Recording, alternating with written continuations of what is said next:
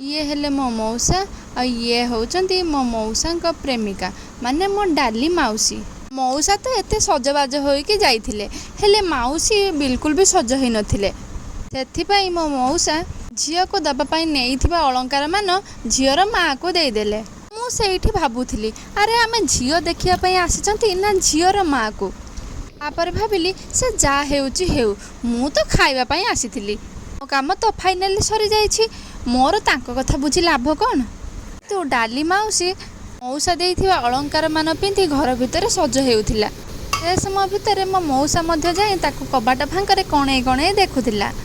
मते से समय भितर एमिति लागुथिला कि जेमिति पार आ देवदासर आज ही मिलन होइजिवो। किछि समय मध्य डाली माउसी ता अलंकार मान सब पिंधि जेतेबेले बाहर को आसिला मु तो देखि आश्चर्य होइगली। मो मौसा कथा छाड़ नेक्स्ट वीडियो रे बाघर कथा देखिबा। रहिली जय जगन्नाथ।